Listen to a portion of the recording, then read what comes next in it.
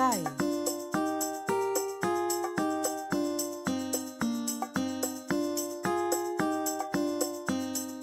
2, 1.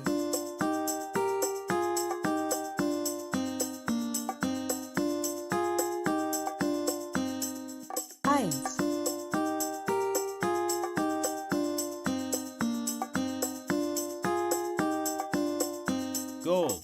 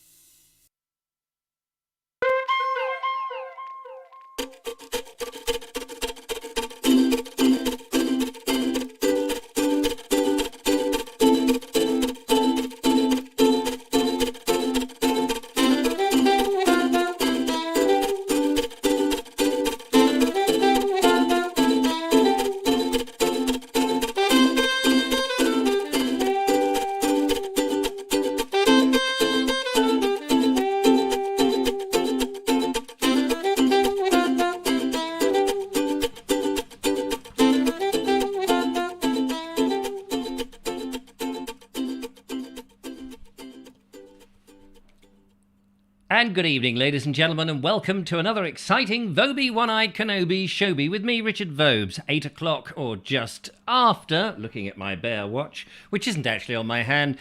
It is a little later, I do apologise for that. Here in the jolly old UK, from a terraced house at the edge of the English Channel, at the foot of the South Downs, here in jolly old England. And I believe some croquet matches have been pretty good for the country.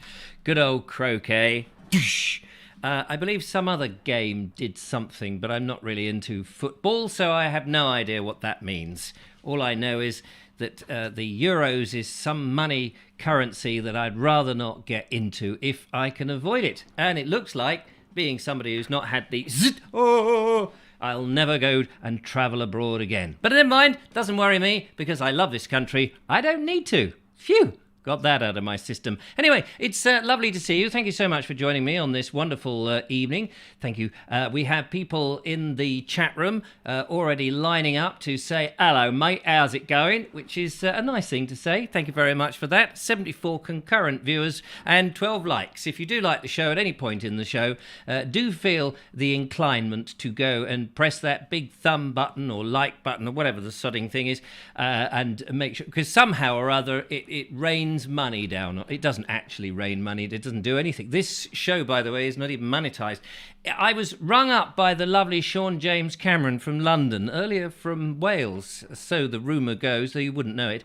And he said he watched the show the other day after the event, and there were adverts appearing. And of course, it struck him, something he read, and something I'd already heard, or maybe he'd told me about it, and that is if you don't monetize your YouTube account, Google may well do it for you and put adverts at the beginning or even in the middle or at the end and monetize the account for you, which is nice, except they keep all the money. So I don't get a cent from this unless you wonderful people help me out with a small donation, which of course you can do by going to www.I'monlyGonnaGiveYouASmallDonation.com or baldexplorer.com if you're feeling generous, which is very nice of you. Thank you so much. Thank you so much. No lovely Julia in today's show, just an empty microphone. Bit of a shame, but there we are. Let's get on the old violin. Thank you very much. People have been asking, where is Eric? Well, I do have leaning over here the official Eric broom, and so we can actually throw this up into the ceiling and then find out if it's there. Eric, are you there? That's right, sir. I'm up here, sir. Oh, it looks like he's there. Are you archiving the show up there?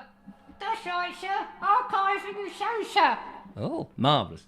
Well, if we need him, we can always get back to him, which would be fantastic. Anyway, let's find out if people are lining up in the Vobes auditorium to see if they would like to enjoy and indulge in the hour and a half, which is the Vobe Show.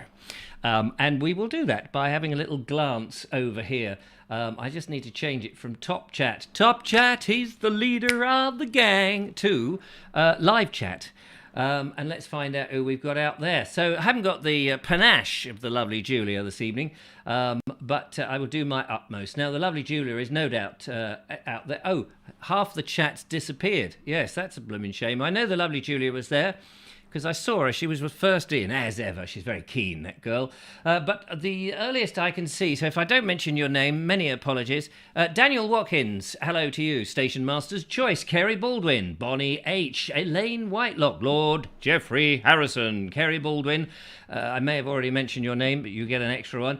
Collect a voucher, special voucher, Vobes voucher from the booth.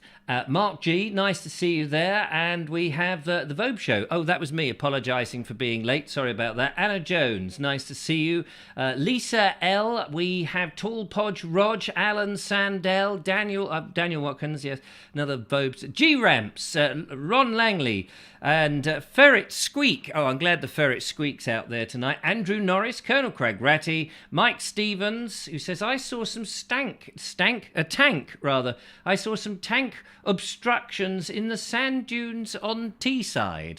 Oh, they got some tanks up there. Water tanks or other kind of tanks have they got there? Patrick Brooks, hello to you. Lovely to see you. Elaine Whitelock is also out there doing her best to get my attention by saying, hello, Daniel. Wait, that doesn't work, does it? But never mind. And we have Davy Vad, Justine Jones, Mark Burgess may have said, Pennywise. Evening, Mr. Vobes. Good evening, Pennywise. Nice to see you there.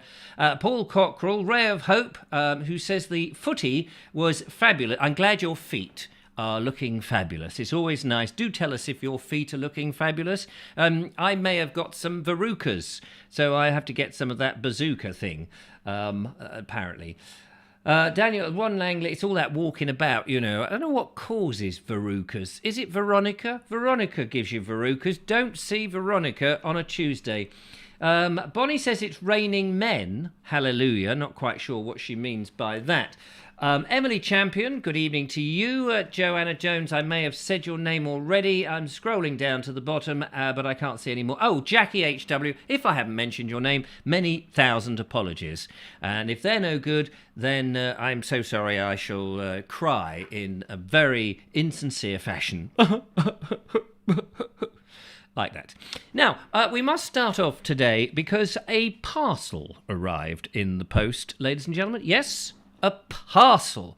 And when a parcel comes and I haven't actually ordered anything from one of these online things and I'm not expecting somebody to send me, you know, a bomb or something like that, often I get that sort of feeling that someone's going, Dear Mr. Vobes, I really don't like your content, so here is a self-explosive device. Pull the pin and wait 5 seconds.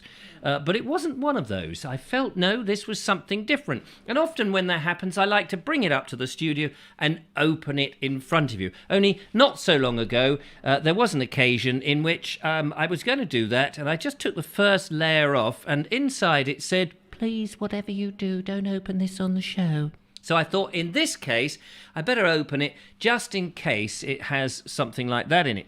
But no, there was a lovely little parcel, and this lovely letter, which goes something like this, written on the 28th of this month, 2021, I let you know. Dear lovely Richard, it says, which is a lovely start and a great way to get my attention, I can tell you. Boing! Lovely Richard. Well, I say.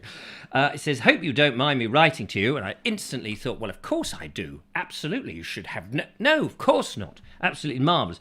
She said, but I saw in a little old-fashioned sweet shop, and I remembered you said you wanted some. Oh, these, which we'll get to in a minute. She said they're from a sweet shop called the Sweet Scoop in Yeadon in Leeds, in West Yorkshire. Aye, lad, up there, know what I mean, when they all talk like that. In Yorkshire, see, they have an online shop too, if you want to check it out. I'll go to the foot of my stairs. Apparently, they talk like that. Probably don't, actually. They do all kinds of classic goodies from the days of old. Hope you enjoy them. Let me know on the Vobes show if you like them. Do you know, I'm going to do that. Next time I do a Vobes show, somebody tell me when I do... Eric, let me know when I'm doing... What? Oh, apparently I'm doing one. So that's okay. I'm loving the Living Alone series. Oh, bless you. And the Tea in the Van. It's the simple things in life. Yes, I am probably one of the simple things in life. Anyway, she says, thank you for sharing your life with us. All the best from Lisa in Leeds. Lisa, thank you so much. That's so kind. I'm going to show you what it is that you purchased. P.S., she says, say hello to Julia from me and a well done to Ollie the bell ringer for his rendition of Jerusalem. And have those feet in ancient times walked along with great verrucas. I will get... Verruca? Why are we talking about verrucas all of a sudden? Anyway, that vlog made the whole family smile, which is fantastic. Well done to you two. You created a real little community across the whole country. It's really lovely. Thank you very much. That's so nice. That was from the lovely Lisa in Leeds. And Lisa sent me an interesting array of stuff. Are you ready? Can you guess what it is yet? Oh, can you guess what it is yet? Oh, can you guess? Can you guess? Can you guess what it is? Can you guess? Can you guess? Can you? Oh. I can tell you, my eyes nearly bulged out. I lost my prosthetic eye, rolled across the carpet, fell down a little crack in the floorboard, and I spent 4 days fishing it out, I tell you, with a monkey pill. These are licorice pipes. Oh, I love licorice pipe. Look, licorice pipe. Puff, puff, puff. I say, Holmes, how did you know? Puff, puff. It's licorimentary, my dear Watson.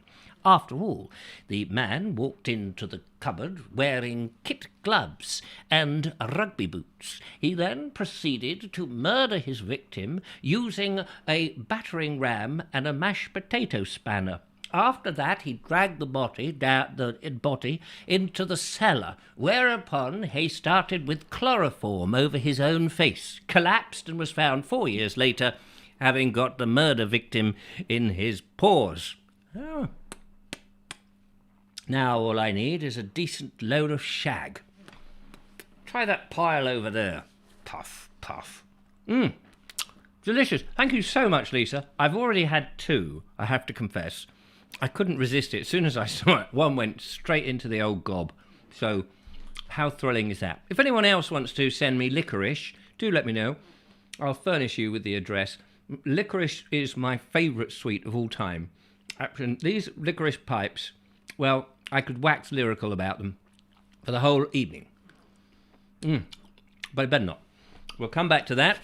Now, in tonight's show, ladies and gentlemen, we do have the ability for you to give us a call, but wait for it. Hold on. Oh, hang on. That's the wrong bit of paper.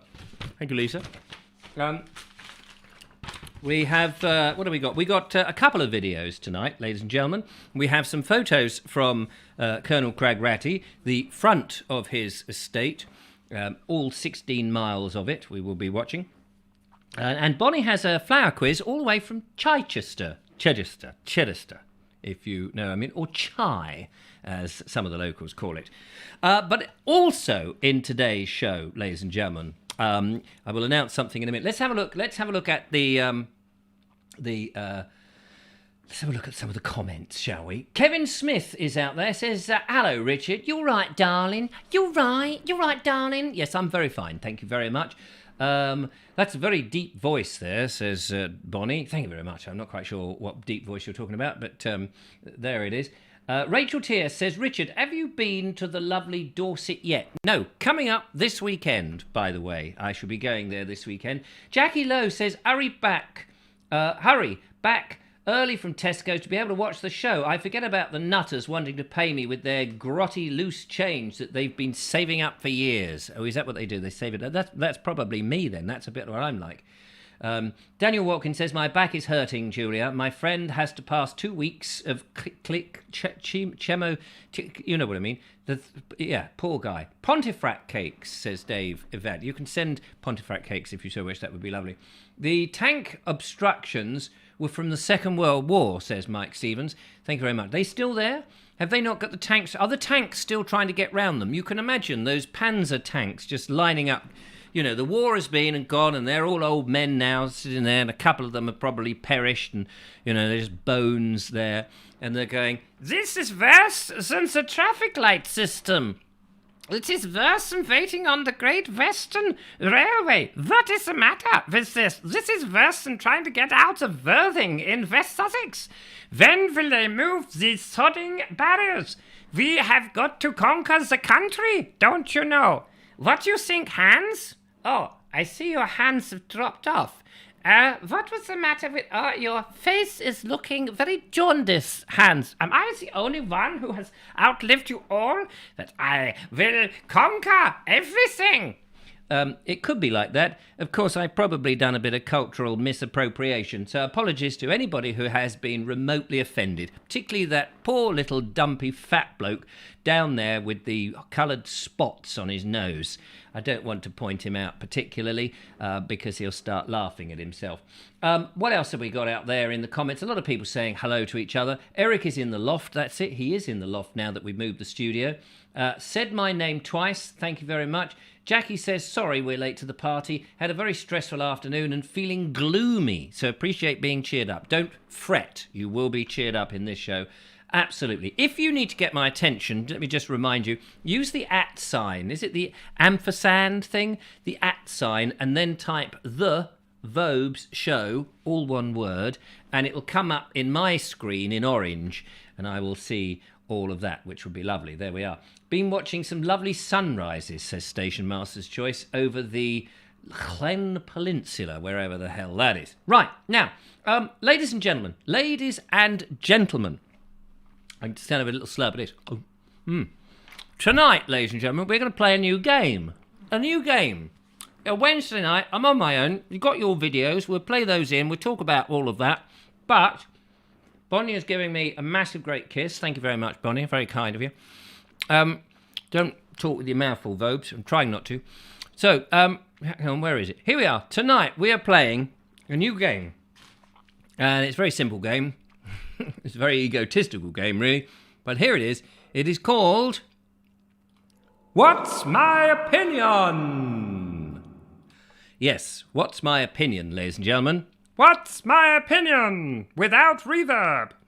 That's the non-reverb version, he says, hopefully. What's my opinion? This is where you can ask me a question, and then you can debate it yourself, of course, in the chat room. What's my opinion on anything that you like? Let's not talk about, the big virus thing. Let's not talk about that. We don't want to get the channel cancelled. But you might have some other weird idea. What's his opinion about buttons on collars? And I think these have got buttons. Have these got? No, they haven't. You might have something like that. Let's see how long I can stay awake. Been up all night since 4 a.m. I've been up since 4. Is that all? 4? I'm often up at 4. What's the matter with you? Got no blooming stamina, you have.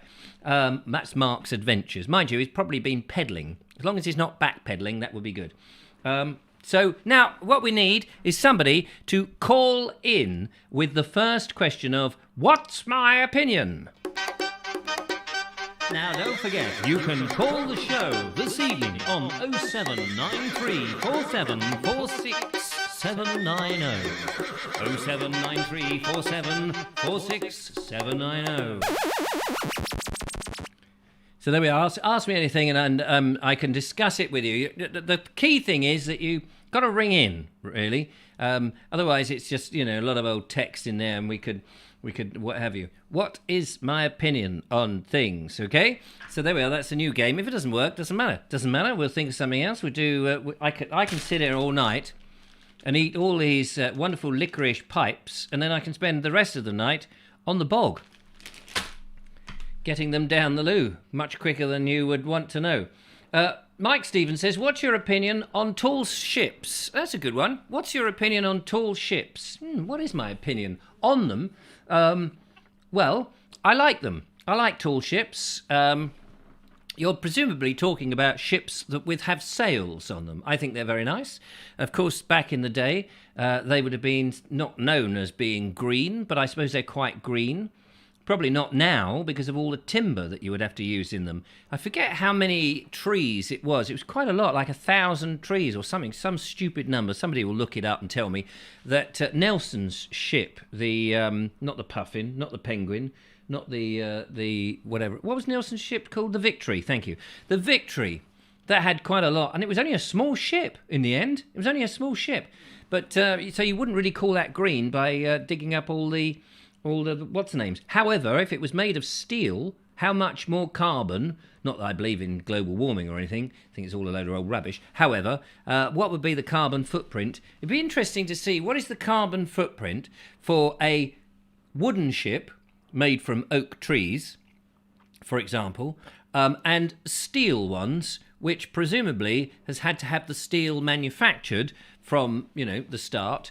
And what would it be? That would be interesting, wouldn't it? Anybody know? I mean, it might vary. The green credentials might vary if you were using a tall ship that's made from trees that have spent, 100 years or more to grow, or steel that has used gas or something to make the steel by heating it up and doing whatever the process is, or whether you use trees to make charcoal to heat up the iron to turn it into steel to make, so it could go on forever really.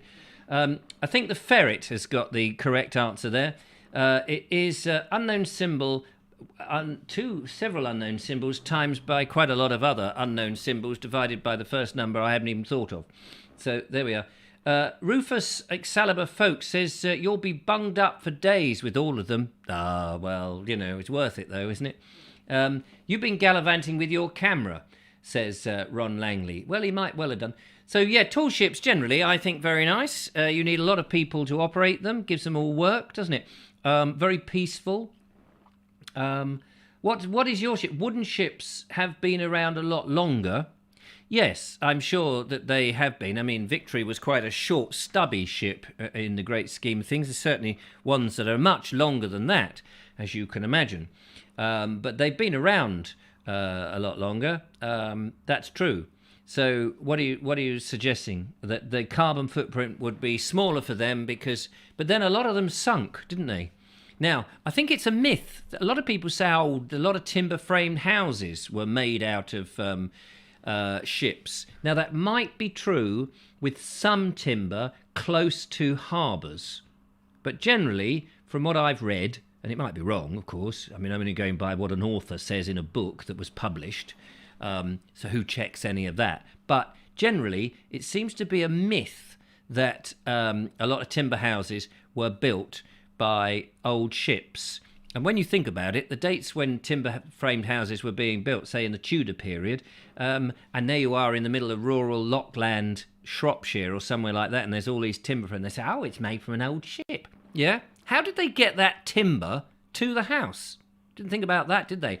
On those old rutted roads from the harbour of somewhere, wouldn't have been worth it, would it? Wouldn't have been worth it. What's your opinion on seeing too much rubbish around, says Alison O'Brien. That's a good one. Don't like it. But are we not creating too much rubbish? Are we not living in a society in which we buy so much tat that's all got all this packaging in and we toss it around? One of the biggest problems of the rubbish at the moment, of course, are these billions of masks that people have been wearing. Self-inflicted. putting on masks, which, debatable point. I don't think that they have any reference to you-know-what. But people have been wearing them and they've been discarding them all over the place. And how many people go and pick them up? Who would want to pick them up? There they are on the floor. You go, it's my civic duty to pick up the rubbish. But I'm not going to touch that in case it's laden with something rather grim that could cause... So who's going to pick them? I've actually picked a few of them up, actually, because I'm indestructible.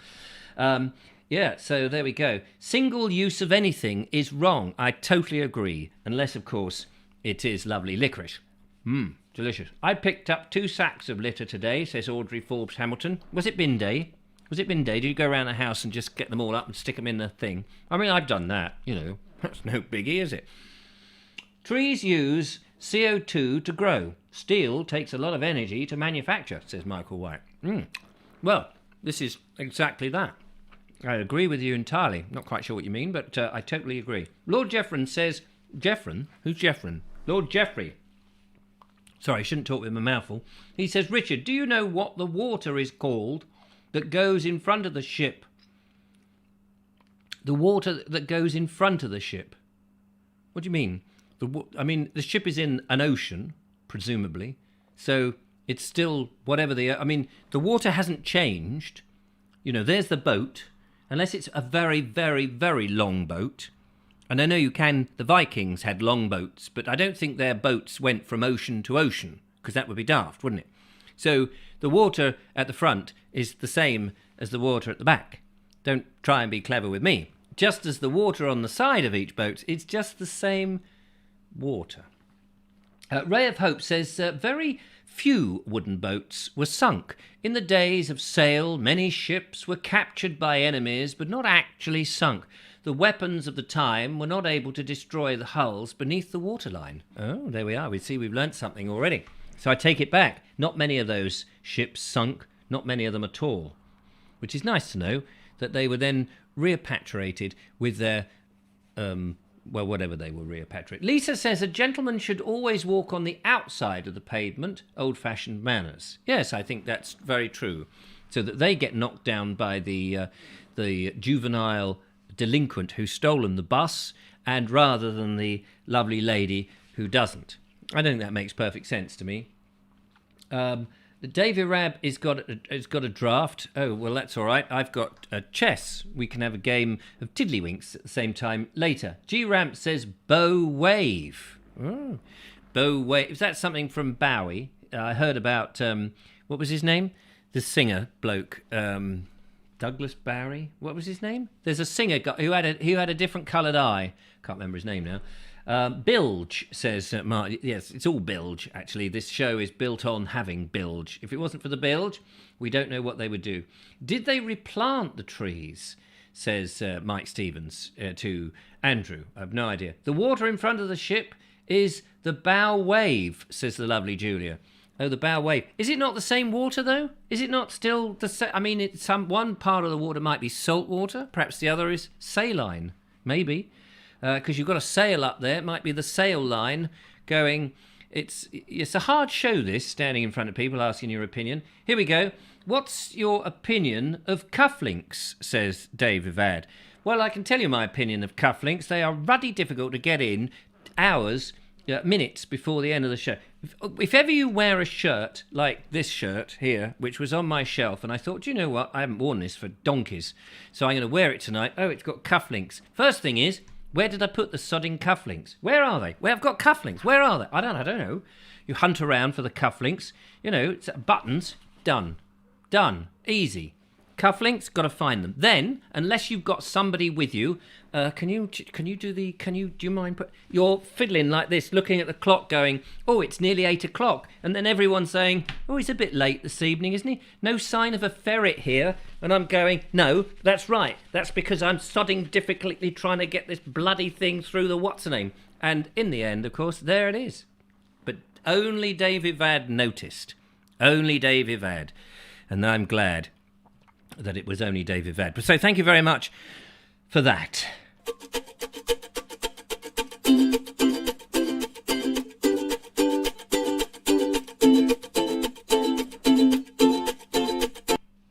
So, ladies and gentlemen, you're watching the Vobes show. It's time now to nip into our first video of the evening before we take any of your wonderful phone calls, which I know you'll be just itching like a chicken.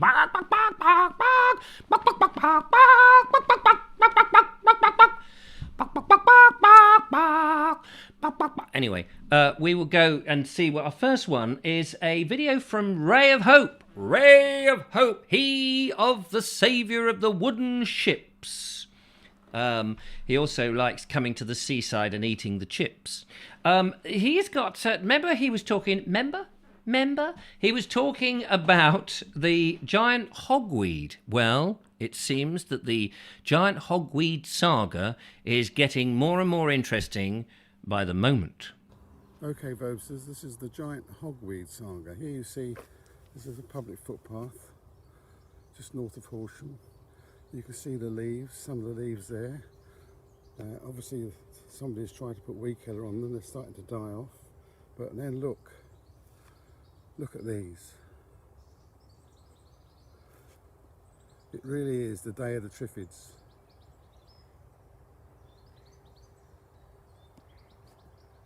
Let's look in.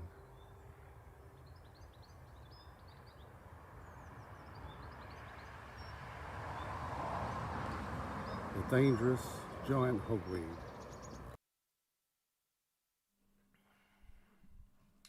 I was just somewhat distracted there reading your comments. So apologies if I suddenly look startled. It's a rare thing for me to look startled. Anyway, yes, thank you, Ray. That was interesting because he also followed that up with, just to get the point across so that we definitely know about this, because Ray doesn't want anyone to help. And unfortunately, he hasn't got the government behind him doing a press conference at 5 o'clock every night with different members of the cabinet coming in with "watch out for hogweed" written on a desk in front of them, with two scientific advisors either side of him to warn people, and to have wonderful slides shown with graphs on the side telling us about how hogweeds first invaded the country, how they have managed to manipulate everybody, and that we're all going to die if we go anywhere near them. So poor old Ray has had to rely on the Vobes show to get the message across, because all the other podcasts and the live streams that he's sent this to were not interested. Even the BBC rejected, and they're biased towards poisons. So let's have a look here.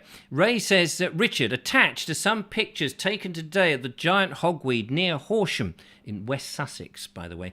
I also send you by WeTransfer a brief video, which we've just seen. Thank you very much. So pictures 1 and 2 and 3 show the leaves of young plants growing through the roadside verges. Let's make sure we see these. There they are, growing through, as you can see, growing through the verges at the seaside, not the seaside, on the road verges with their green leaves and their white tops.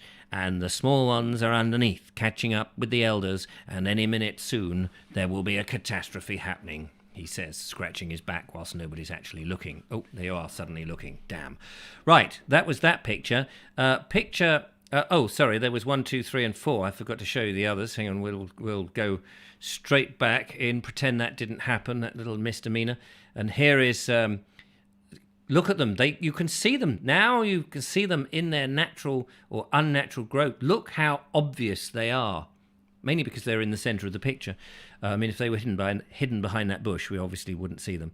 So these are there, look, the leaves, look at those leaves. Bom, bom, bom. The leaves there, poking out for the smallest child to come round and cause havoc. And picture number 4, actually, this has got Hog 2 on the top there. I don't know. Anyway, there is some more coming out of the verges with some of those yellow plants. I don't know if they're celandine or something. We've got up here, we've got what looks like bracken, and that is the lesser spotted telegraph pole, complete with an electronic pulsing mechanism that will control the hogweeds for the rest of the show. And finally, and the last picture, I think these must be out of kilter anyway, but there is There is another part. Look at the giant leaves of them. You wouldn't want to touch those, would you? Oh, Mum, shall we have them in the garden? I'd love to have some of them. They look so lovely, don't they? Don't they? And then that would be it. They would be hospitalised for the rest of time. I will also send pictures of several dead plants, right, that I have sprayed with a strong weed killer. Right, okay. Oh, Horsham District Council, rather. So Ray is very concerned about this, you can tell. And I had to sift through the 25 emails that came in the last hour of, here is the weed killer pictures. Now, prepare yourselves for a rather gruesome view of the weed killer pictures. Some of the more squeamish people will need to look away. There it is. Look at that. It's an horrific thought that those have been actually sprayed by Horsham District Council with weed killer, and that's the result. Notice how no other plant has withered in that area. And there is a follow-up picture for those who want to see the police reference pictures, and here it is. Now, if you recognise this plant, if it's one of your relatives, you must get in touch. The number to call is 0793 4746 That number again, in a different language, is just so that you know. So there we go. That is it. We have been warned. Thanks to Ray for that wonderful ray of hope. Now, we do hope that all the evil hogweeds will never come and attack us again. But you have been warned. In Horsham, it's coming to a town near you. Yeah. So let's have a look at let's have a look and see what people are doing. Number of comments there saying, "Oh my God, I'm scared. I'm never going to watch this channel again. He is completely barking. I wish I'd turned on to something else, anything than watching the Vobes show. I am going to have nightmares." Sorry, I'm reading a different chat room thing. Is it a native plant? Says Flappy Goose. That's true. Is it anybody know? Is it native? Bonnie says, I like venison crumble. And yeah, I'm sure you'd like to see some venison crumble. Andrew Norris says, we've got lots of ambrosia growing by the road. Oh, really? What, custard? That's unusual, isn't it? Since the council laid mains water pipes, it's an awful custard. Ambrosia cream. That's interesting. Fancy that. So that's nice, isn't it? Deborah Martin says, I've seen giant hogweed growing along the A29 near Wallace Wood and in Ockley. I'm writing these down. I'm never going to go to these places ever again. Giant Ockley, did you say? No, what was it? Wallace Wood and Giant Ockley. Not going anywhere near there. Oh, blimey. Slightly concerned there. Mark's Adventures says, Hogweeds, isn't that a school dreamt up by a person copying lots of other books to become rich? Yes, I believe that there are very many other books connected to that text, of which that person happened to be lucky enough to be almost probably the richest woman in the world. But there we are, it's all you need to do. And I believe there is some websites now that you can basically write your own book based on other people's works. Ambrosia is the same genus as hogweed, says Ray of Hope. So there we are. When you're tucking into your rhubarb crumble, just be careful that you don't put hogweed on it, not custard. So there we are.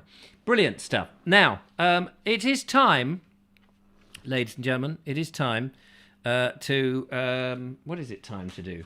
It's time to take your phone calls. That's right. 0793 4746 790. Sorry about it. It's 20 to 9 in the evening. We have 50 minutes to fill. And if you don't ring, we will be listening to more of my rubbish. That is what happens on this show. So, give us another thingamajig, by the way. We are still playing What's My Opinion? So, what is my opinion on something? Give us another thing. What is an opinion? What is my opinion? You don't want to hog a wee on your crumble, says David Ved, quite rightly. Nobody wants to do that. That would be rather awful. On Monday, you may remember, we're asking people to send in pictures of their favourite beverage. What would you call it? Beverage pot. I was trying to think of a posher word. Not counter. Encounter. What was I thinking of? Beverage container. There we go. Container. That could be a coffee pot, a teapot, or something connected, an old jug that you put Lucasade, AIDS recovery. If you've got AIDS, that's the stuff to get. Chocolate or cheese, says Lisa. Ooh, chocolate or cheese. So, well, that opens a can of worms, doesn't it? Because are you saying, what chocolate? What chocolate? You see, you could have a lovely piece of gorgeous cheddar, which I like. I love cheddar. Cheddar's my favourite cheese. And you could have a Hershey bar. Well, there'll be no question either way. Hershey is horrible, disgusting. But you might have some fine not black. Well, it's black, isn't it? Dark chocolate. Against a piece of, I don't know, Cannonberg, which is my least favourite, or the one with the penicillin running through it, whatever that's called, Stilton. Some of that horrible stuff. Or, what was the one that Harriet always used to buy at Christmas time? She used to buy this, can't remember, I used to take the mickey of it. She said, I've got to buy this certain cheese at Christmas. Sorry about this, I just get a little itch at the top of my trousers. It's not where you thought, thank you. Stop all of that straight away. Yeah, so there we go. So it depends on the chocolate and depends on the cheese, and you need to be a bit more on that. Like them both, but if I had to choose which, it really depends. We've got Emily Champion says, what's your opinion on people flying country flags on their houses? Now, I think that's good. I think it does depend, you see. It would be interesting, wouldn't it? Wouldn't that be an interesting exercise if everyone mandatorily, if it was mandatory to fly your flag, your country's flag on your house, and you could take a snapshot? It would be interesting to see how many English flags were flying and how many other flags would be flying, how many other people would be flying foreign flags on their house in England. I would be interested to see that, because I wonder how many foreigners would actually fly an English flag. That would be interesting. I think it's good to be proud of your country. I think you should be proud of your country, and I think you should find that flying the flag is a good thing. So that was a good question. Thank you very much for that. So there we go. What else have we got? Mark's Adventures. Don't forget, put the @ sign and then the words the, THE, Vobes, show, all one word. It shows up and I can read it, you see. Mark says, what's your opinion of parking on cycle lanes? Well, I think that's very stupid, isn't it? You shouldn't park on a cycle lane, especially if the cycle lane is clearly marked. That would be a heinous crime. You should take people's wheels away if they park. I think that's terrible. Anybody who parks anywhere has got to be thinking about where they're parking in terms of the safety for everybody around them. Now, the thing is, some cycle lanes, I don't know about you if you noticed this, some cycle lanes, you're following a cycle lane and then it just stops. It's like, where's it gone? Suddenly it's no longer a cycle, you're back in the main road and you think, what? So that's a bit weird. So thank you very much for that. Colonel Cragratty says, is any painting art, even a black canvas with a single spot painted on it? Art is a very dodgy old subject. I've done a couple of shows with an alleged artist on this show in the past. And yes, art, for me, art is something more than just scrawling something on that anybody could do. To me, art is doing something that not the majority can do. You don't have to be necessarily brilliant at it, because not all artists are brilliant. But to me, to stand out, to be warrant of sticking on, it's got to have two things. One, it's either got to have some talent and have some skill or something that not everybody can do. You know, everybody can breathe to some degree. So, and everybody can, you know, unless you're somebody who's what we used to call a spastic. Not allowed to say that anymore, I don't suppose. But perhaps, unable to throw paint at things. Anybody just throws paint on a piece of paper, I think, well, where's the merit in that? No merit at all. And the second thing is, and I was talking to the lovely Julia about this, it's got to be relevant to the looker. So she had some pictures of her son, Joseph, and her son, Elijah. And in the past, they'd stuck their hands in some paint, put it onto a white piece of paper, and she just shoved it on the wall. And I said, wouldn't that be nice if you framed it nicely, got him to sign it at the bottom, and stuck it on a wall where there was no other distraction? That would be lovely. And I would say that would be art, because it means something to you, and intrinsically it's quite beautiful to look at because you have that connection with it. But I wouldn't go necessarily and buy it because it was some kid I didn't know. I wouldn't call that art, you see. So I'm almost being hypocritical there. There you go. Mr. O'Connell says, what's your opinion on hospital cleaning staff during a pandemic earning £8.90 an hour and B&Q being paid £10.50 an hour?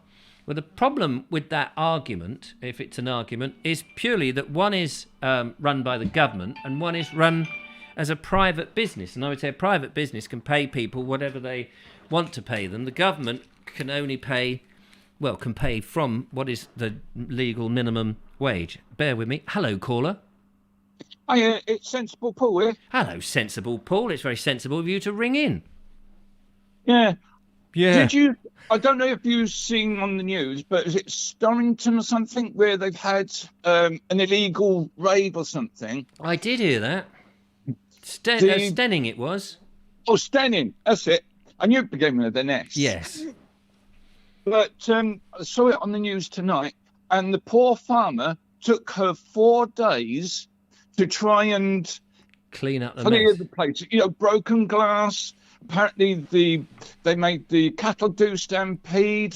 So that the calves lost their mums. It seems to be that the young. Well, I don't know about younger, but a certain generation just doesn't care about anybody else as long as they're having their entertainment. I think you've hit the nail on the head. I'm wondering if that's where they had it. I don't know where they had it. Was it on the Downland scheme, anything like that? It wasn't Francis Dexter's that we filmed the cattle. That would be rather horrific. Well, whatever it is.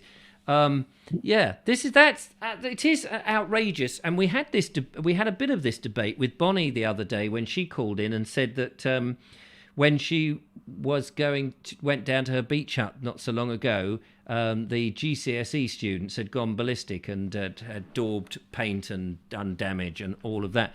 What is the matter with people? Is it that they've been locked up too long and they're just venting their spleen and they needed to get out because they've had the thumb put down, they can't do anything? Or is this just a sign of the times? I think it must be the sign of the times, because when you was it Bracklesham Bay? Yeah. And you walked down the road and it said, no parking, no parking, no parking. Because people we want to go for a walk. Oh, we can't park up there. So it's just what people want to do, isn't it? Yeah, so they're not allowed to park there, so they just park any old where. Is that what you're saying? Yeah, but I mean, if the farmer hadn't put up the no parking signs, they'd almost have blocked up the lane. Yes. Sorry, you went from Bracklesham Bay back to... So what happened at Stenning? No. When you done the walk, I believe it was Bracklesham Bay. Yeah. You walked down the road. That's there was right. a car park at the top, but as you walked down the lane, so there was all no parking signs Yes. on the right-hand side that the farmer put up. Oh, yes, I know what you mean. Yes, that's right. Yes. Was that Kingley Vale round there? I mean, all of that stretch, all of that. Nobody wants you down near the coast.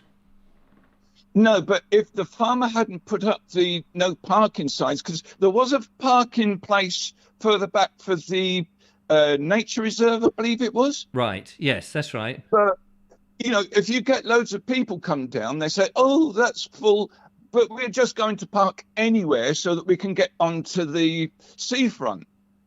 But then, if you've got emergency vehicles or anything like that, it seems that people just, I want to do this, so I'm going to do it. Yes, well, people are very entitled now. Yeah. aren't they? I mean, my son and his girlfriend work at the hospital, and in the hospital, one of the departments that Sharifa, my son Billy's girlfriend, works in, is the point where people depart from hospital, and usually the little old ladies or the little old men who live on their own, who are slightly, a bit concerning, are given a food parcel and a taxi home, so that once they've had whatever it is that they've been in for, a little care package, so they get home, they can survive for a couple of days, and then the social services or neighbours or whatever it is or they get back on their feet. So they have this little thing. Now, Sharifa would say that there she is, she's in there, and people are in this departure place waiting for taxis to take them home and what have you.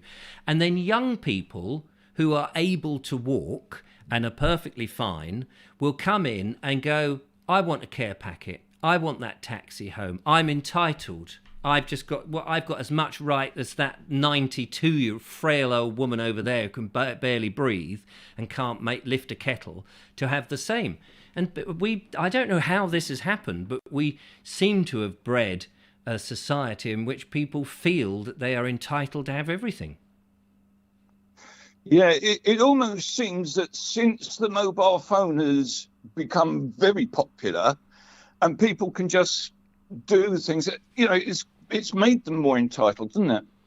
Yes. Do you think that's because people, the mobile phone has put them in connection with each other so that they can get their advice and thoughts from their peers, whereas before you didn't have that connection, so your immediate authority or opinions would be set by your parents and those people immediately around you?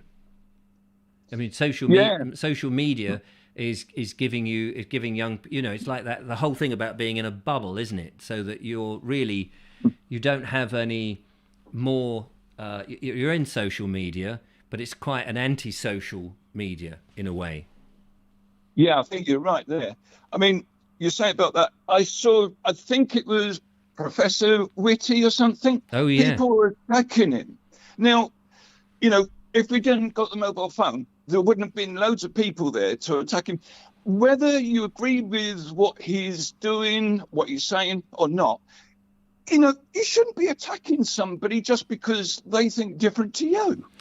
I don't know, because I don't know all the details on that, but from what I don't either. What I understand is that they were drunk and they were revelers, but they weren't so much attacking him, more being they wanted to do selfies and all of that, and of course he didn't want to play a game with them, and so it got a little bit of rough and tumble. But you're quite right. The whole point was that anybody who doesn't want to engage with somebody else shouldn't have to and shouldn't do that. But of course, we can make these rules in theory, but not everybody, and this goes right back into the dawning of man. Not all people will adhere to the law or to common sense, especially if they're under the influence of alcohol. Yeah. And I mean, as you say, from the beginning, you see things where the old people, they used to come out the pubs and done silly things. Mind you, the worst thing to be being in the wrong place, didn't it, back then, compared to what they do now? Yes, well, we can certainly report more of it. And that's in order to, it can seem very distorted because we can hear all these stories. I always think about these people across the world. Terrible things happen to people across the world, and you put on the television and you see loads of it, and you think, oh my God, these people. That thing in was it Miami where that thing came down and then the volcano. Flats, yeah. And we've, the bridges that the people were driving on not so long ago collapsed somewhere. And you hear all these things and we're going, oh my God, this is dreadful. But if you go back 100 years, 150 years, whatever, this news, we wouldn't have heard about it. We would have heard about the farmer getting his hand caught in a mangle or whatever it was, or a combine, one of these traction engines or something. We would hear all the local news and we might get some sort of vague idea of some other things across the world, but very much later. And we wouldn't have given a monkeys. and we wouldn't have had the stress of thinking about all those poor kids with the great big bellies in I keep saying euthanasia, but I don't mean that. In the country beginning with the I can't think of it. Eritrea, was it Biafra, something like that? Yeah, no, back in the 80s and 90s when you used to see these, these. Well, I always, because I was younger then and ignorant, used to think, well, these kids pregnant for that. Somebody help me out with the name of the country. It begins with E. I'm afraid I can't because I'm like you when it comes to names. Yeah. Ethiopia, that was it. Thank you very much. There we are, Ethiopia. So that's we used to not worry because we didn't know about it. But the trouble with the communication is we now worry about everybody, and we can't help everybody. No. So it is a difficult. But you raise a good question, and the that was awful. The rave there, and nobody picks up the thing. And it's the same. I mean, the other thing, of course, the classic example is those people who do the what are those protesters who think the world is coming to an end because of global warming. The climate change people. Yeah, I can't think of their blooming name now. The end of the world. What are they called? Anyway, those people, and they go out and protest and stopped all of London, and and of course, they're all like anti-plastics, anti-this, anti-everything. Meanwhile, they walk away, and all over the blooming Extinction Rebellion, that's the name of it. They suddenly there's all these plastics and stuff that they've used. And they've just, somebody has to come behind them and sweep it all up. Yeah, somebody else picks it all up. Oh, there we are. Yeah. Emily Champion's come up with Extinction Rebellion. That's it. It's the hypocrisy of all of this, and it's usually the people who are not really connected. It's the worried well that seem to be the. It's like with the all the sort of the left middle classes who are very concerned about everybody else, although they won't do anything. They're the ones that want all the immigration to come in, but they wouldn't actually want them in their own house. But they want them for everybody else to look after them. It seems to me. Yeah, anyway. I must admit, from what you're saying there, I see that I saw something about Chris Vitti, thought it was something different, and until you said about what it actually was, I could have gone off on a right tangent thinking it was, him being attacked. So it just shows you've got to be careful. Well, that's the whole problem with the social media and the way videos or anything is presented. I mean, think of how many times somebody's sent you a text and you've gone, well, that's a bit harsh. And of course, they've meant it as a joke. But it's been taken the wrong way. And it's the same with videos. You look at something and you go, oh, that bloke just knelt on that other bloke and killed him. That's a bit harsh. Yeah. And you don't know the circumstances. You're not there. And it's very easy, these keyboard warriors who go, right, okay, and it can cancel people's lives. I mean, it's just very... for me, the answer is not to be on social...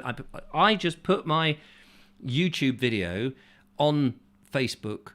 I don't do Twitter anymore. I don't really engage much in Facebook, only within the group, and only usually to put likes. I very rarely post anything unless it's a couple of pictures down on the seafront, because I find that, any time you put anything that is not even controversial, people will jump down your throat.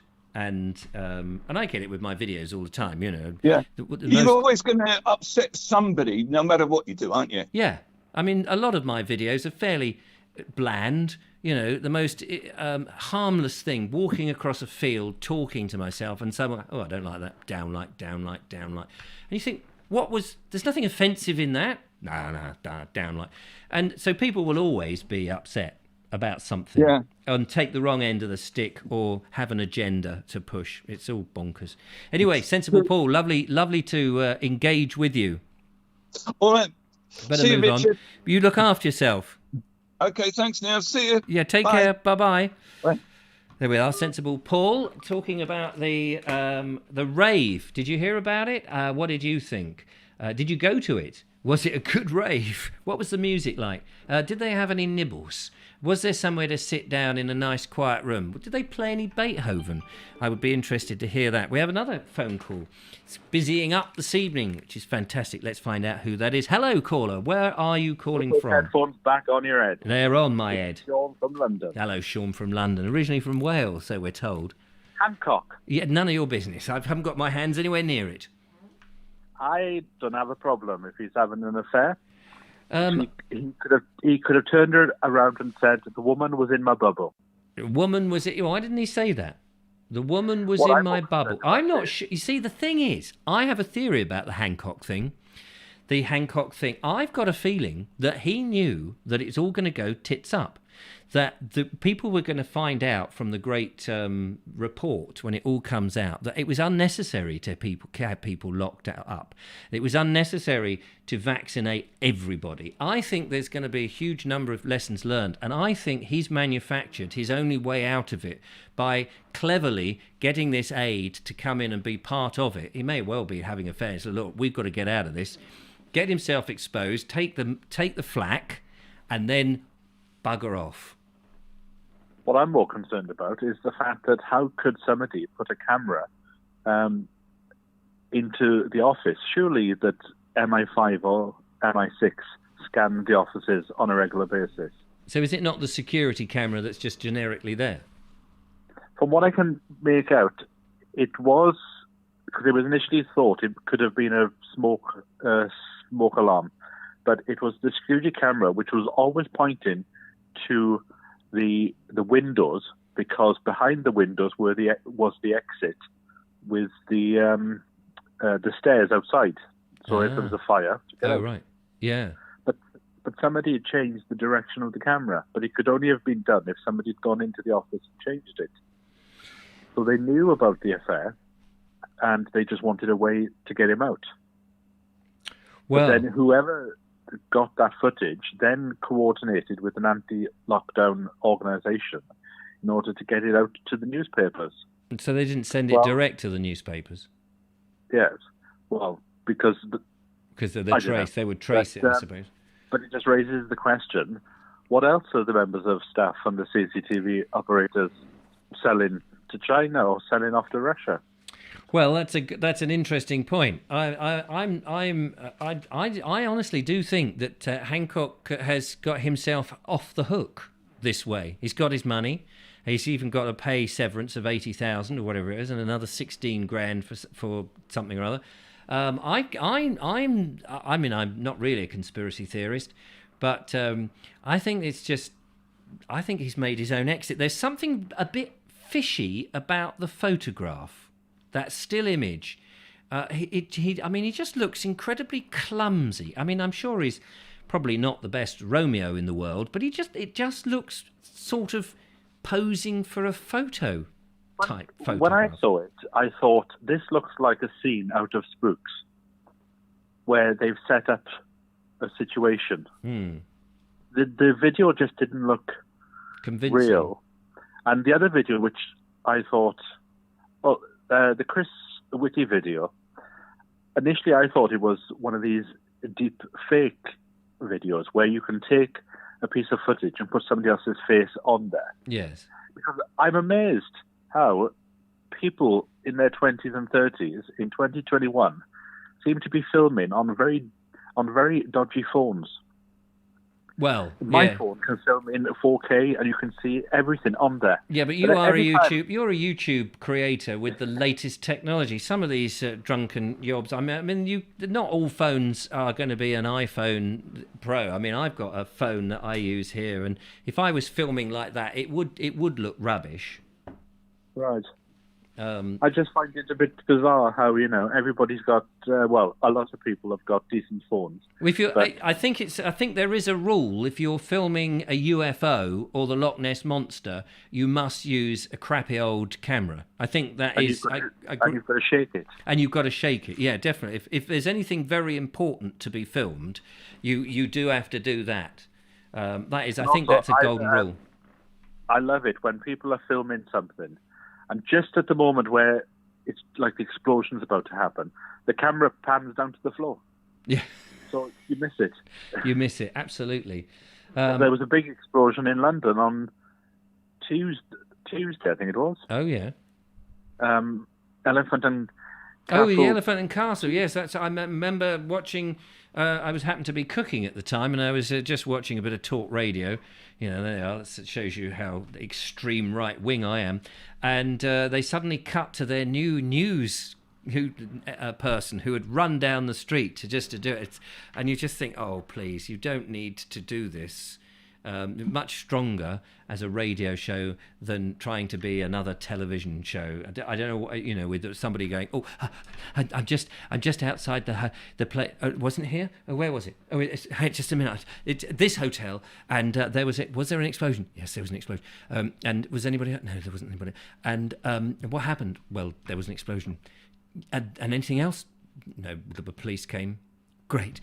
But this goes to show, because I went through Twitter to find what was going on. Right. And somebody had taken a picture from the city. And the angle where they took it from, their text was, oh dear, there's another Grenfell. Because the smoke looked as if it was coming out of a building. Right. And it just goes to show people don't bother to find the truth these days. It's whatever their truth is. Oh, absolutely. Yes, it's their truth. I think it's Meghan's truth. It's Gord's truth. Gord's truth, not another Grenfell. Yeah, Joyce has got a lot to answer, hasn't she? Good old. Anyway, there's a few little topics to open up. Yeah, thank you very much, and it has, and there's a lot of debate to go back and have a look at. So I'm going to do that. Thank you, Sean. But just a very quick one. I think Boris might have shot himself in the foot. Oh, has he been playing with the rifle again? Yeah, Sanjeev Javid. Yeah. The new Secretary of Health. Yeah.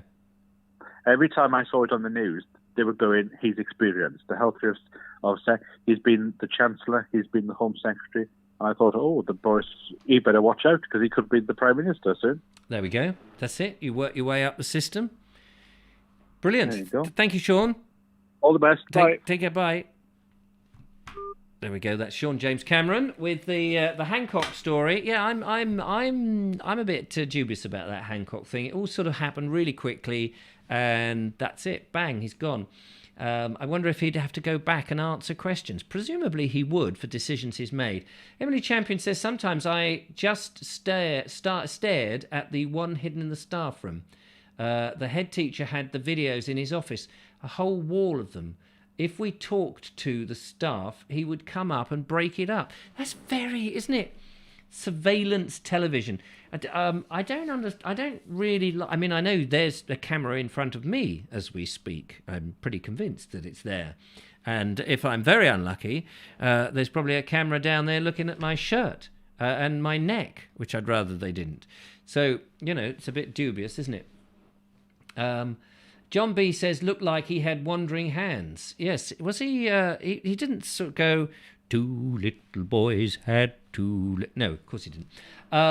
Rufus Excalibur says, gross hypocrisy in my opinion. He didn't do what he ordered the nation to do. No, absolutely he didn't do, did he? He didn't do. I mean, that's the whole point, really. That's why he had to go, because he was the man who wrote the bloody rules and then couldn't abide by them.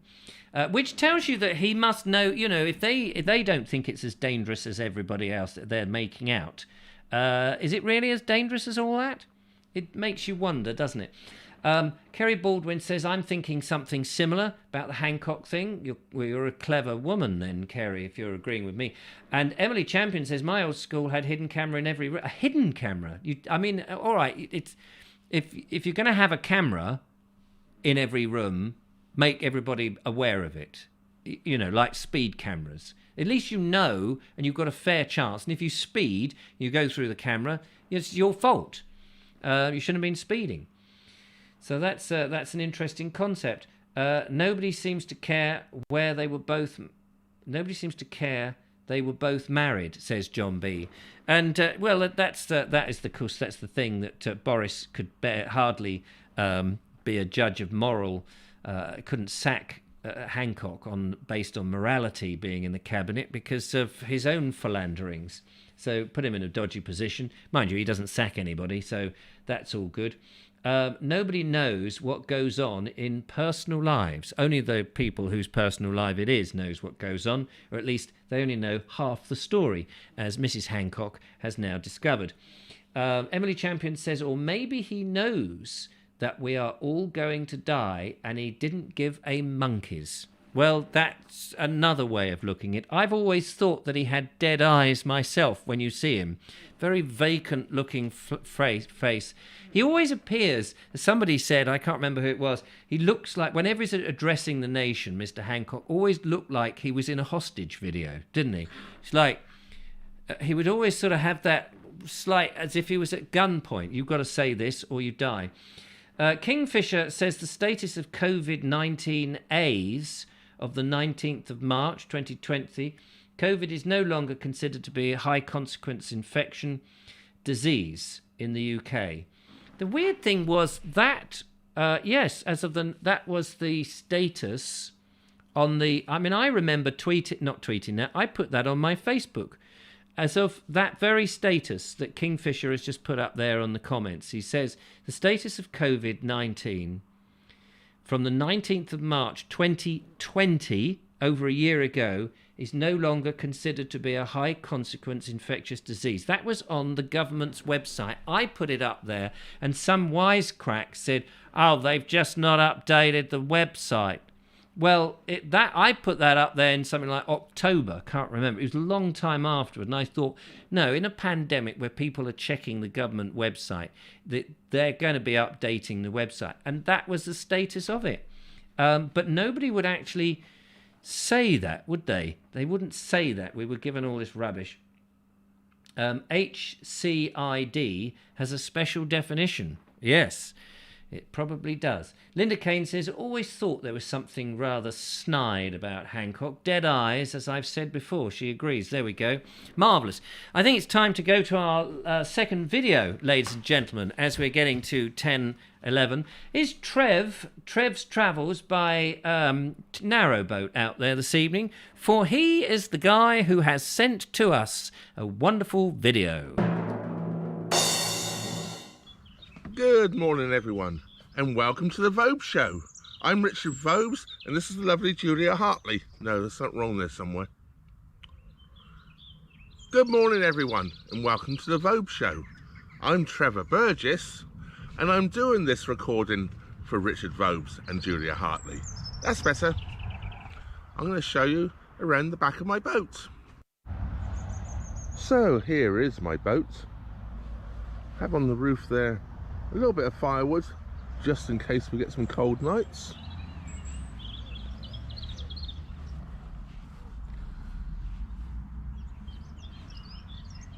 A life ring to throw to myself if I fall in. I'm not quite sure how I throw it to myself if I've fallen in. I haven't worked that one out yet, but you have to have one. And everything I grow basically is edible on my boat. From the nasturtiums here, then we come to the rosemary, which is looking a bit sad for itself, but it's been rather heavily picked. Some mint, chives, parsley, basil, thyme,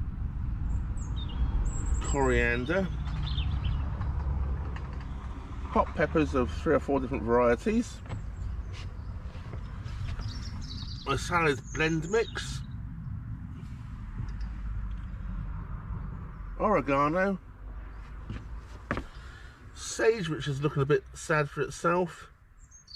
Oh, and I do have something which I don't actually eat, is lavender, but I do use it as a fragrance. And these were grown, the seeds, as green beans.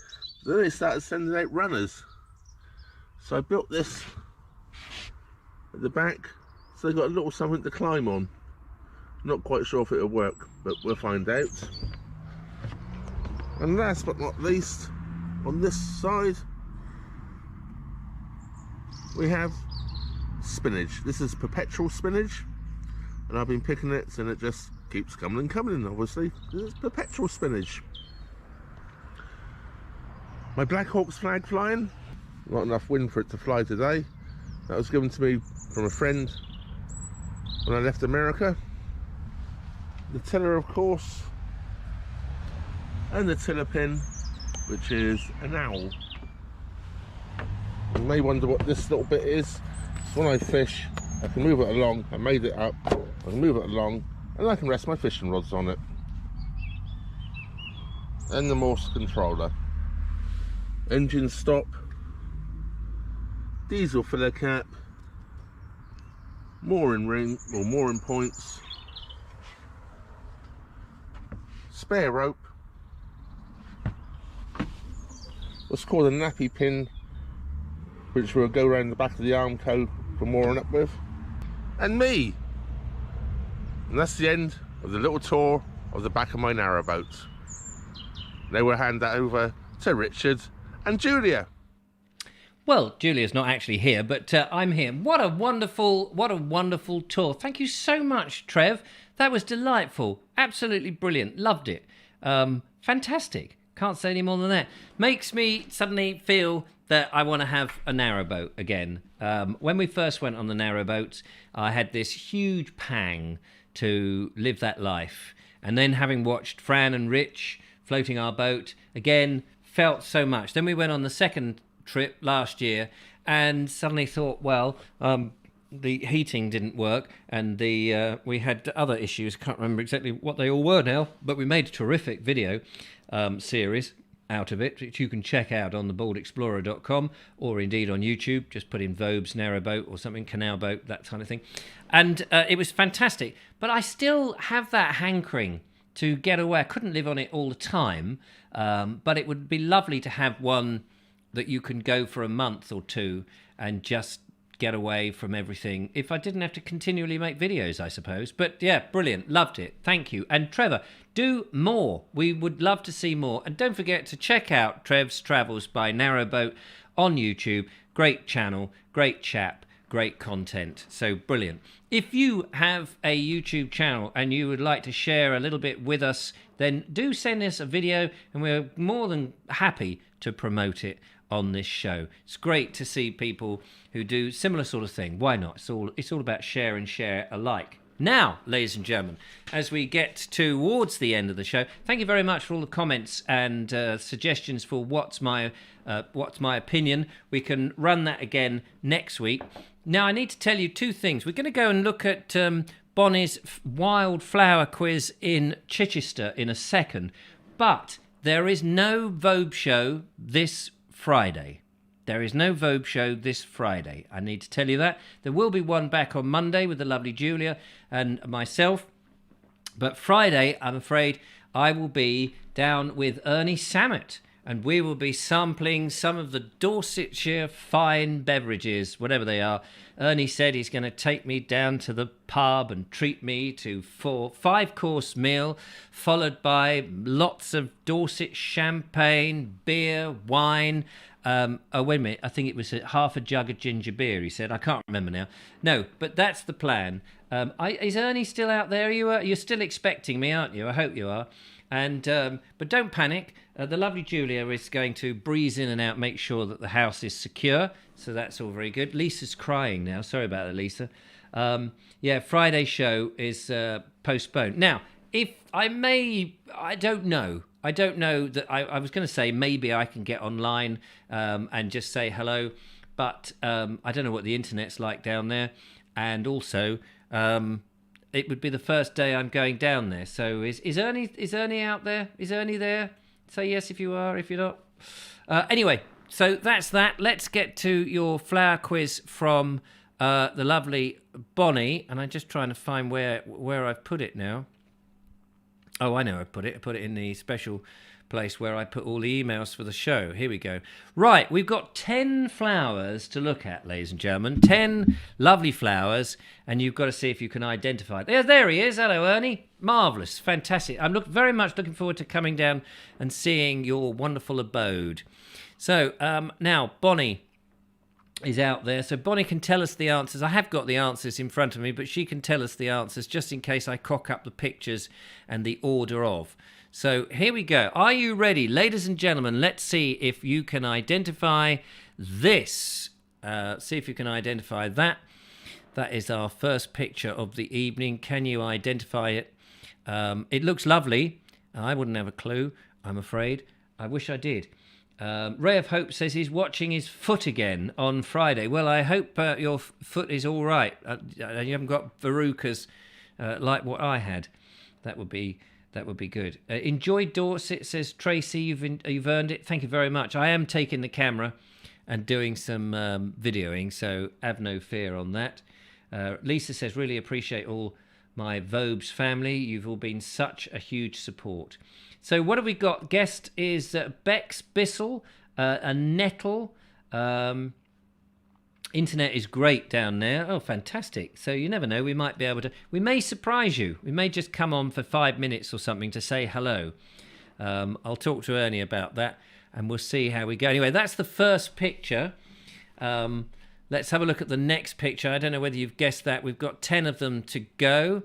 So this is a very lovely looking plant, but I've no idea what it is. Is it? It's not. Wait a minute. That's not white nettle, is it, with the little streak? It could be. It's not hogweed, says Ray of Hope. Yeah, no, it's not hogweed, absolutely. Ramiboo says, I should know this. It looks like mint. So that's all good. It's got a white streak down the middle. Let's have a look at the next one coming in. This looks to me like clover. It looks like a bit of clover. Dog nettle, says Deborah Martin. I shall read them out afterwards and see if you've got any of them right. And we'll see how we go. Time is getting against us now. Ron Langley says we're all one big family here. We definitely are.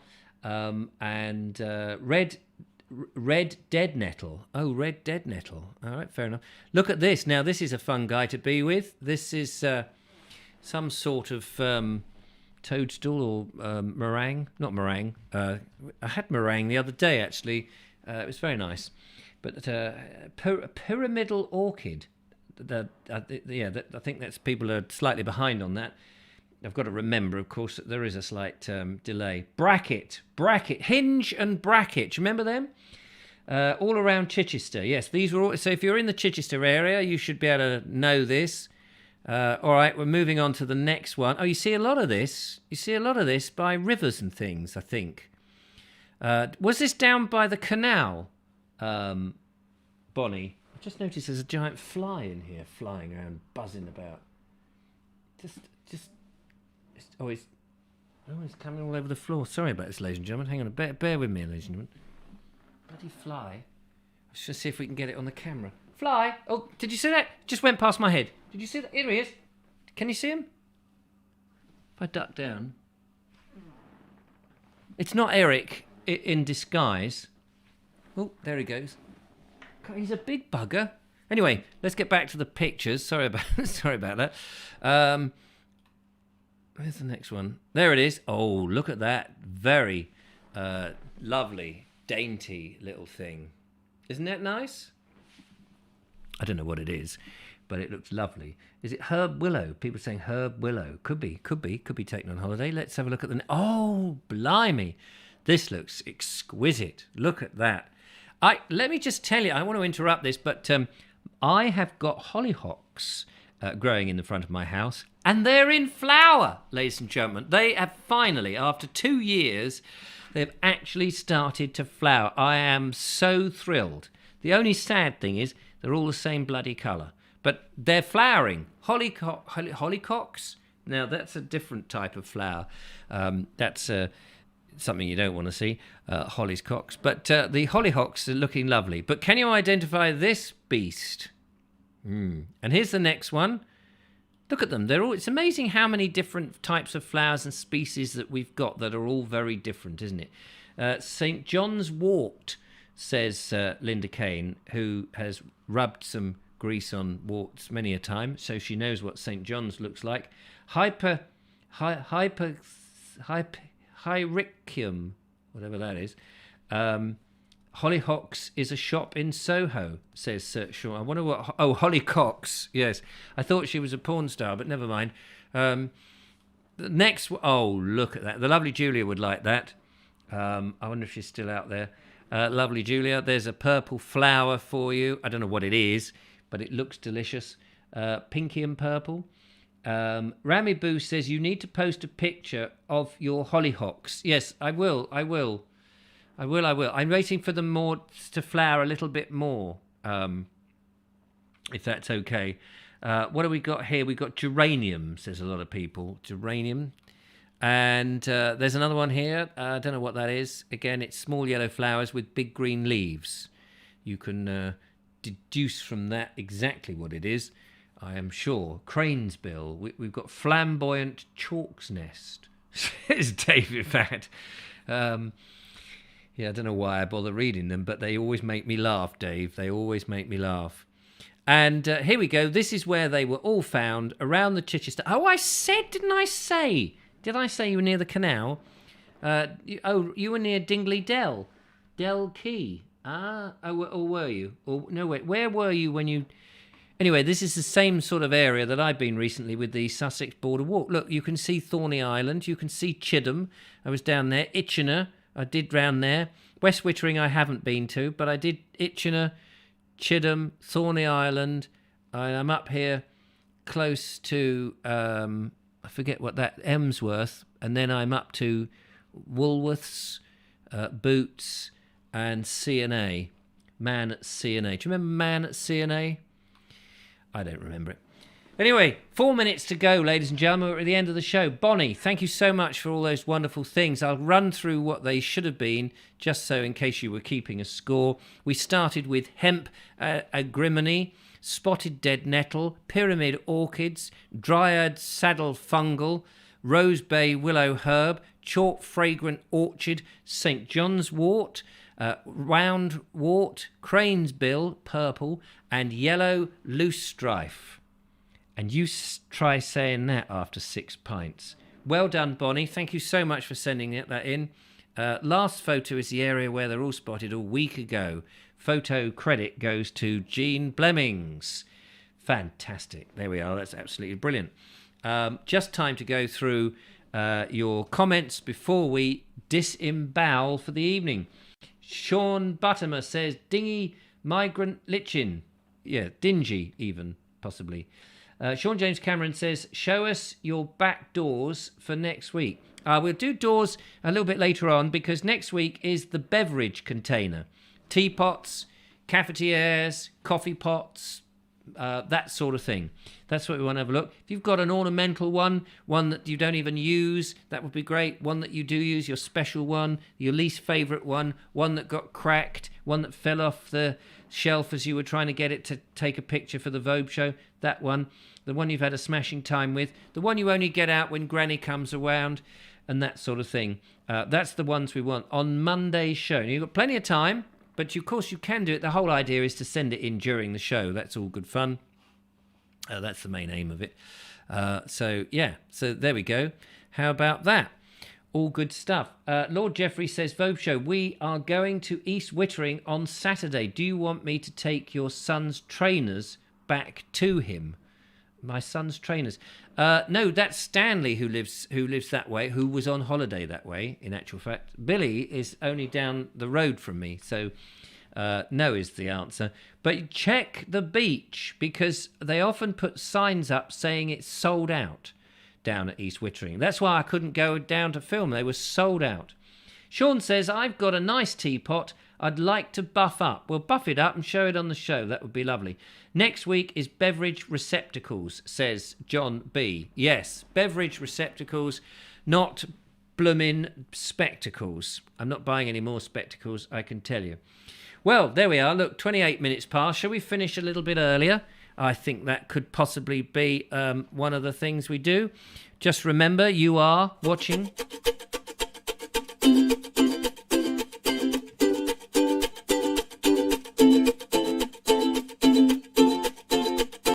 The Vobes Show with me, Richard Vobes. Julia will be back on Monday, so looking forward to that. Her microphone here is feeling all lonesome and ponesome. I don't know where that came from, but anyway, there we are. Thank you for playing What's My Opinion. Thank you for tuning into the show. Thanks to Ray for the video on the giant hogwart and all the hogweed even, and all of the wonderful pictures and the post-it notes and the Your Country Needs You to stamp on as many giant hogwart, weed, whatever the sodding plant's called, thing, as much as possible. Also, thanks to Trev's Travels by Narrowboat for the video. Thoroughly enjoyed that. Want to see more. Colonel Cragratty's front garden. Oh, Colonel Cragratty, we didn't show your front garden. Hold on 1 second. We must quickly, before we depart this evening, because this is the last show of the week, have a quick glance. Here is part of his front garden estate. It's looking very lovely, isn't it? Very delicious. And here is the other area. They are 4 miles apart, as you can imagine, on his amazing estate. And the little cottage that you see behind is just the gatekeeper's cottage, of course. Beautiful white plants there, which all have a name. And the longer ones that look fluffy, they don't have a name. They are the mystery plants that you must identify on your day out. So, oh, hang on, let's not start that again. So there we go. That's it. Thanks to Bonnie for the Chichester Flower Quiz. Thanks for everybody ringing in. Thanks to Judith. If Judith is there, she may or may not be there. She sent me an email saying that she is sorry that she hasn't been around for a bit. She's been a bit busy. But thank you, Judith, anyway. Thanks to the lovely Julia, who's probably out there. I haven't seen her for a while. But thank you to her for moderating and making sure, and to all of you, and to our phone calls, Sensible Paul and Sean James Cameron. That's it for this week. No show on Friday. I shall be away, but check out tomorrow's video on thebaldexplorer.com or on the YouTube channel and what have you. But that's it for now. Take care, look after yourself, and I'll see you on Monday. Bye for now. Bye.